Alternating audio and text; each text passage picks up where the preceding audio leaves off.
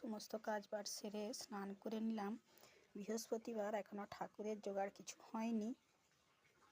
এবার ঠাকুর ঘরের কাজ বাকি, ঠাকুর ঘর মোছা, আলপনা দেয়া, অনেক কাজ বাকি আছে এখনো। আগে তুলসী তলাটা মুছে নিচ্ছি, তারপরে উপরে ঠাকুর ঘরটা মুছবো।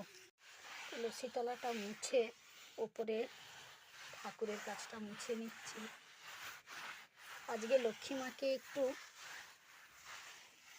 দুধ চিঁড়ে দেবো, তারই জোগাড় যন্ত্র করতে হবে। এখনো আলপনা দেওয়াও বাকি। চলে এলাম তুলসী তলায় আলপনা দিতে। হয়ে গেল আলপনা দেওয়া। ঠাকুরের কাছেও একটা ছোটোখাটো আলপনা দিয়ে নিলাম। আমি আতপ চাল বেটেই আলপনাটা দিয়েছি।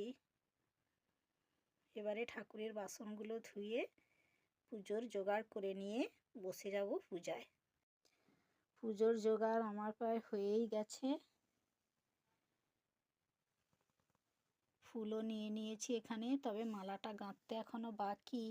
লক্ষ্মী মা আর নারায়ণজির জন্যে দুটো মালা গাঁথবো, গাঁদা ফুলের মালা গেঁথে নিলাম।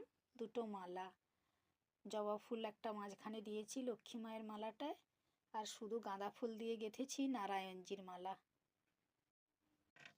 আগের মালাটা শুকনো হয়ে গেছে, মালাটা খুলে নিয়ে আজকের মালাটা দিয়ে দেবো।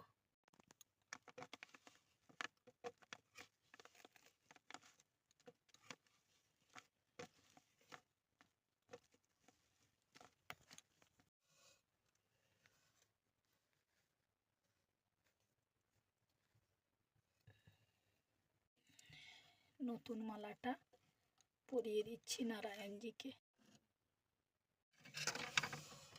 লক্ষ্মী মাকে সিঁদুর দিয়ে মালা। বৃহস্পতিবারে পুজো করতে আমার একটু দেরিই হয়।